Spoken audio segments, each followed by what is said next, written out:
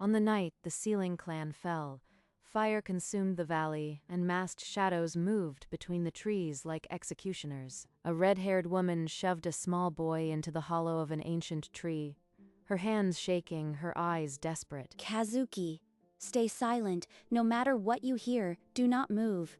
Do not cry. Through a crack in the bark, 6-year-old Kazuki watched his mother turn to face the approaching killers.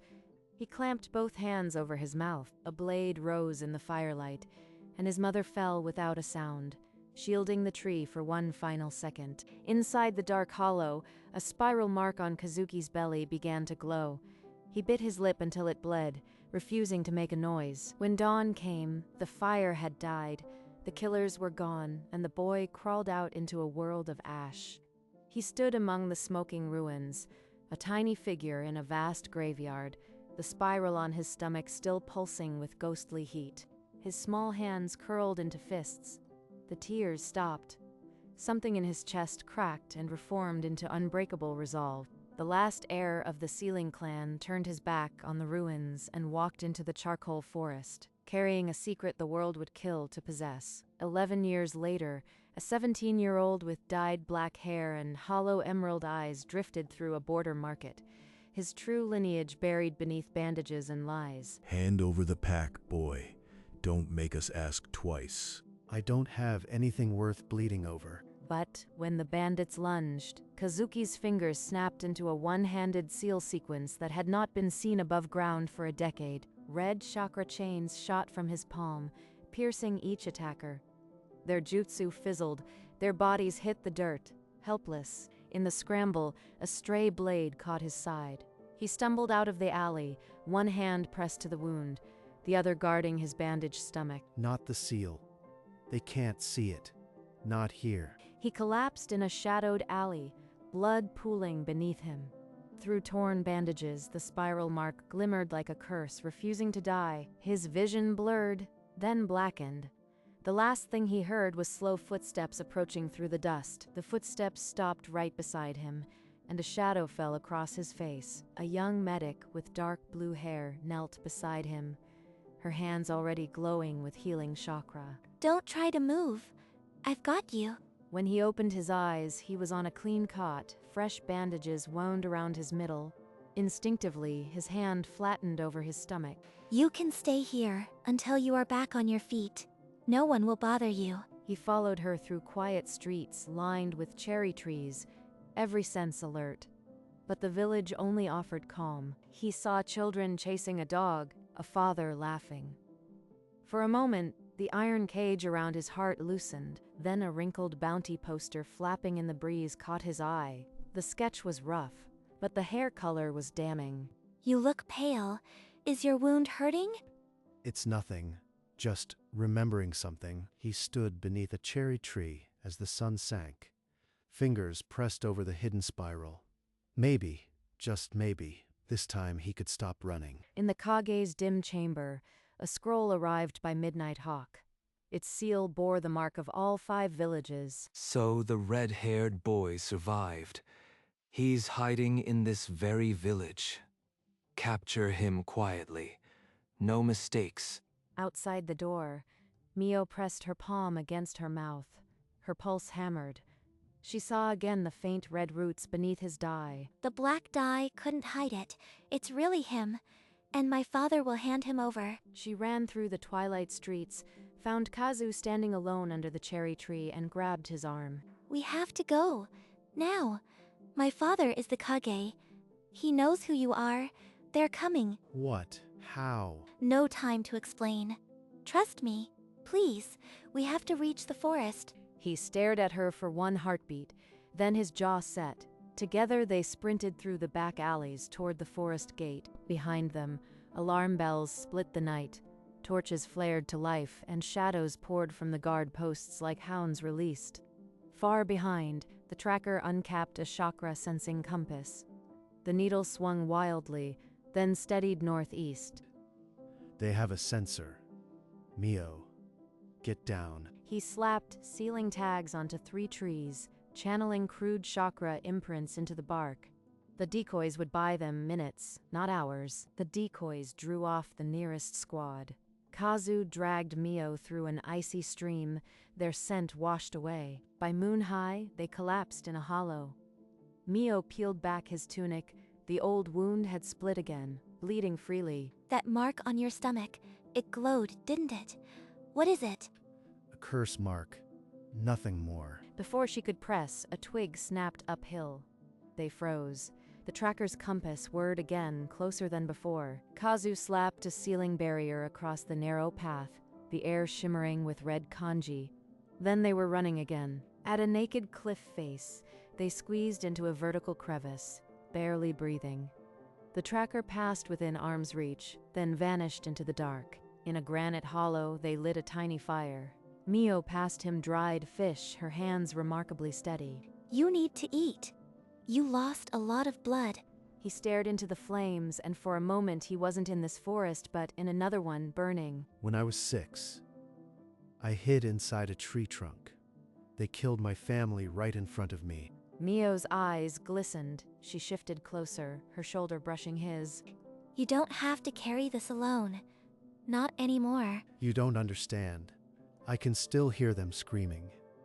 Every time I close my eyes. Maybe. I do understand. A sharp bird call rent the silence. Mio's mouth clamped shut. They both froze, eyes scanning the darkness. We should move at dawn, she whispered, kicking dirt over the embers. He watched the sparks die, a flicker of doubt threading his exhaustion. Dawn crept in gray, but the tracker struck before the first light touched the ground. A smoke bomb burst at their feet. Stay down, Mio. The tracker's hand, seals blurred. Razor wires of chakra snapped around Kazu's limbs, yanking him off balance. He's too fast. I have to end this, no matter the cost. He wrenched one arm free and shaped a seal sequence. Tiger, boar, dragon. His palm slammed into the tracker's chest. Crimson chains exploded from the impact, wrapping the tracker in a cocoon of sealing light. He crumpled, chakra, utterly sealed, but the flare of chakra was a beacon. Ripples of enemy signatures surged toward them from every direction. Kazu, we're surrounded. They saw the seal. A swarm of kunai whistled through the air. Mio threw herself in front of Kazu, and a blade buried itself in her leg. He caught her, hoisting her onto his back.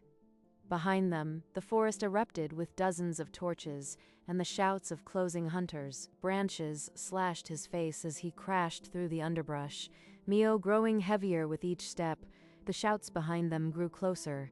A narrow game trail opened ahead, but it ended at a sheer rock wall, unclimbable.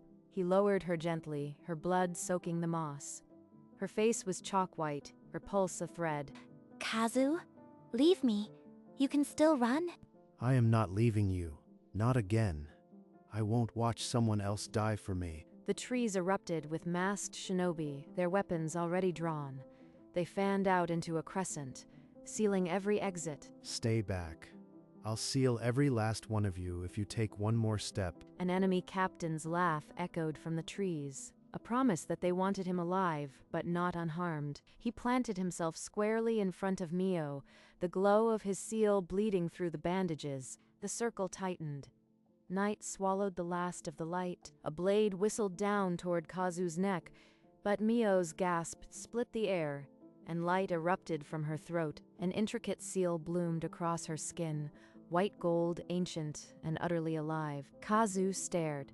His own spiral seal flared crimson, resonating like a struck bell. Threads of chakra snapped between them, red and gold twisting into a single thrumming chord. Mio's trembling hand found his.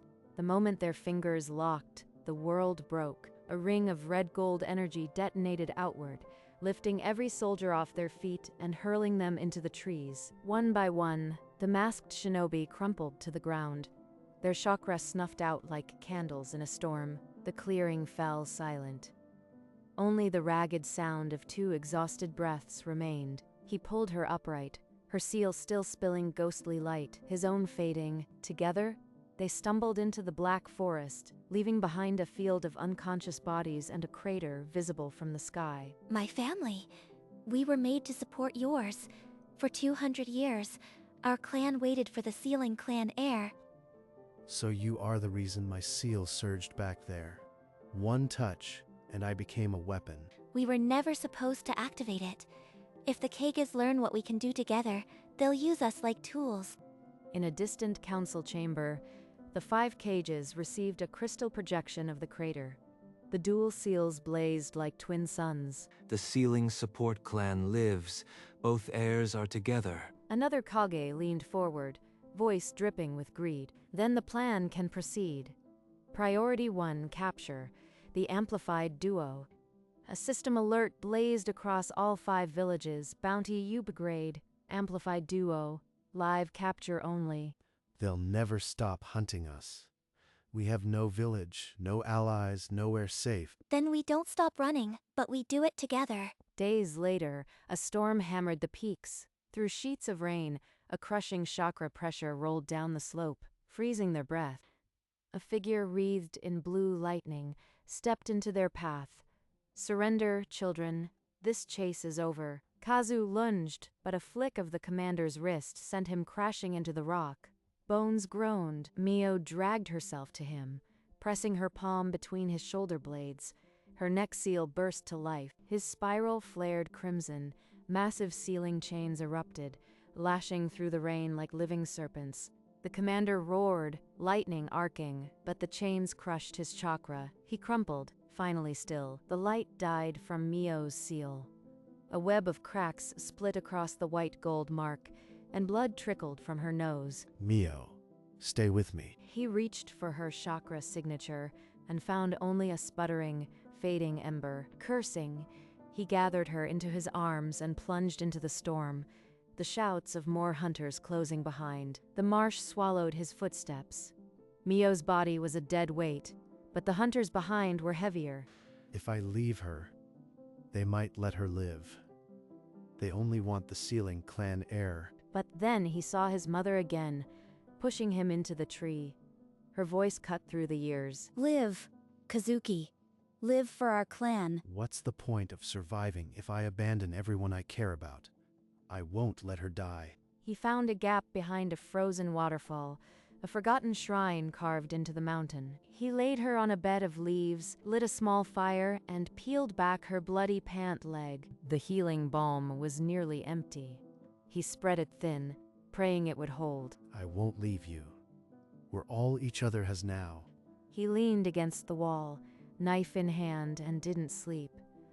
Dawn was still far away. Before dawn, shadows blotted the cave mouth.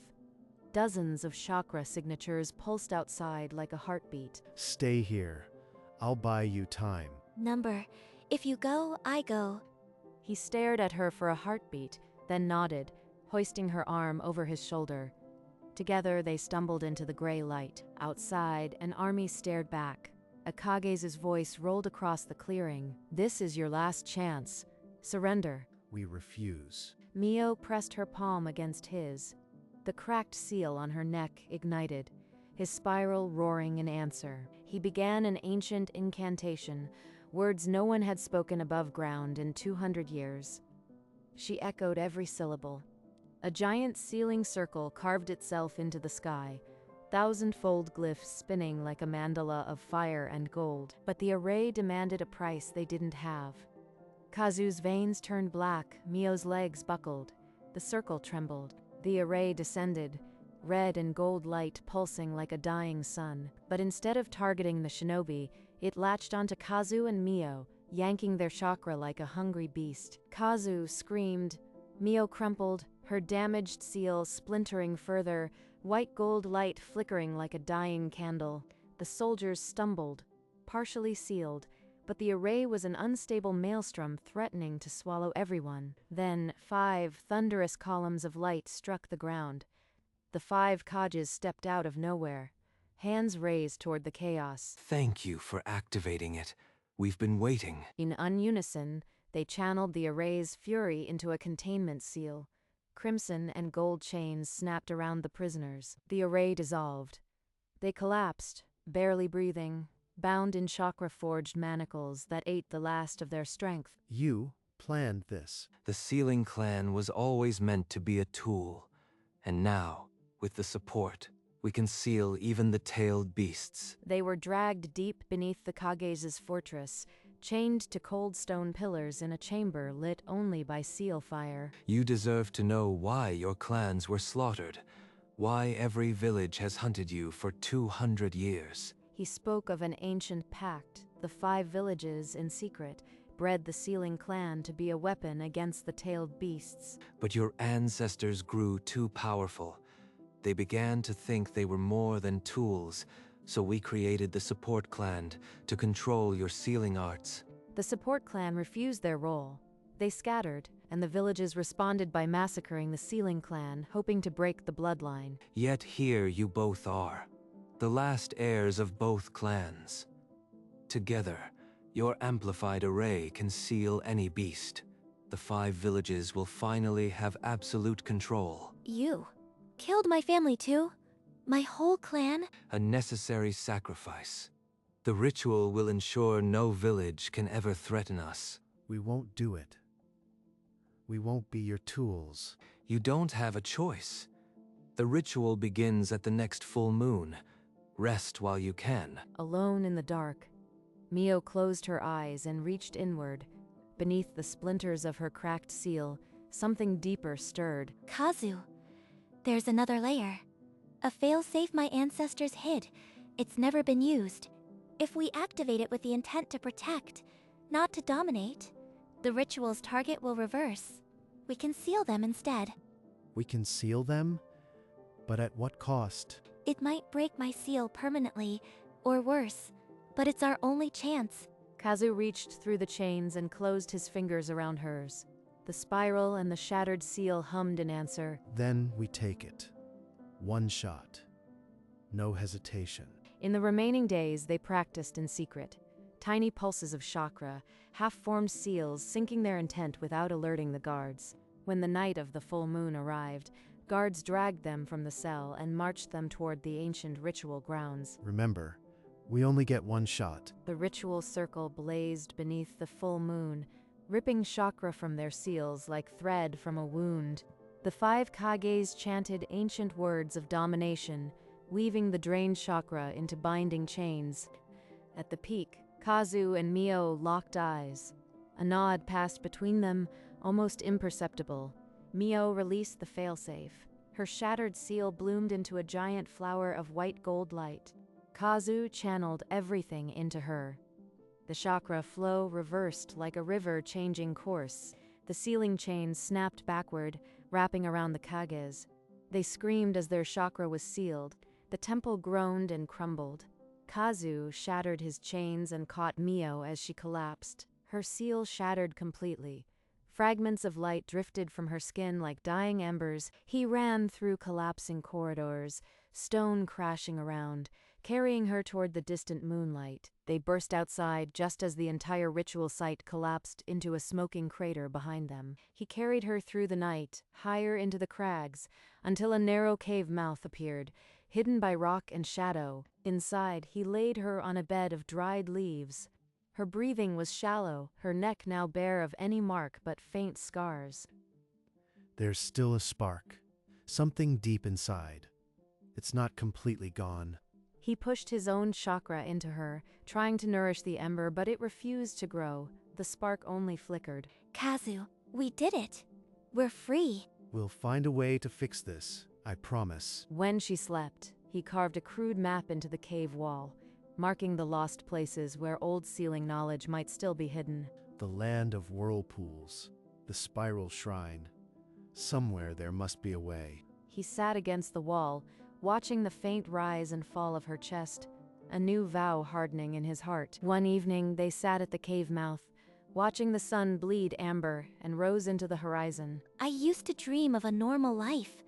Now I dream of you. I've never had anyone to dream about. You do now. He held her, and for the first time, his seal pulsed warmly, not in defense but in comfort. That night, they spoke of the land of whirlpools, where sealing jutsu first bloomed. If there's a way to restore the support seal, it's there. They packed what little they had and left the cave at first light, hand in hand. The mountain path unwound before them, mist curling around their ankles. The world hushed. Behind them, the cave receded into shadow. Ahead, a world still dangerous, but for the first time, shared. Weeks later, they entered a town buzzing with chaos. Wanted posters of the 5 cages had been torn down and burned. A crowd murmured around a newsboard. The 5 cages have fallen into comas. The villages are in chaos. No one can govern. A merchant whispered loudly. I heard it was the work of the sealing clan heirs. They sealed the kages. A boy darted up to them, staring at Kazu's eyes. You're them? The ones with the marks? Before they could react, an old woman grasped Mio's sleeve and whispered, If you seek knowledge, go to the spiral shrine in the Valley of Echoes. She slipped away into the crowd before they could ask anything more. Kazu and Mio exchanged a stunned glance. They left the town immediately, changing course toward the Valley of Echoes. The path turned rocky and steep. Do you think this library really exists? A spiral shrine? My mother used to talk about a place where all our clan's knowledge was preserved. I thought it was a legend. They walked on with new purpose, carrying hope that somewhere in that lost valley, a cure waited for Mio. They found the spiral shrine in the Valley of Echoes, but it lay in burned rubble, scrolls scattered and charred. Mio knelt among the ashes, her hopes crumbling, until her fingers brushed a hidden sealed compartment. Kazu unsealed it, and a single intact scroll tumbled out, its ancient seal still glowing faintly. The scroll described a restoration ritual, the heart of whirlpools, but it demanded pure natural chakra found only in the land of whirlpools, an entire continent away. The journey is perilous, but those who share the seal bond may succeed. Then we go. We've come this far. I would follow you anywhere. They rolled up the scroll and walked on, leaving the ruined shrine behind. At a cliffside, they looked out over the endless ocean, toward where the land of whirlpools lay hidden. Hand in hand, they began the long walk, the weight of hope heavier than any chain. A small ship pushed through the morning fog, its white sails billowing with a steady wind. Kazu and Mio stood at the bow, watching the horizon stretch into bands of gold and violet. A hawk circled high above the mast, then dove with a leather scroll clutched in its claws. It dropped the scroll into Kazu's open hand, then vanished into the mist. Who could know we're here? Kazu unrolled the parchment. A single line, written in ancient sealing script. The old world is ending. Find us at Whirlpool, allies. That symbol. It's the seal of the United Clans. Maybe we're not the last ones after all. Their hands found each other. The spiral on his belly and the faint scars on her neck pulsed with a quiet, synchronized light. The ship sailed on, the sun climbing behind them, as the last heirs of 2 clans journeyed toward a promise none of the old Kages could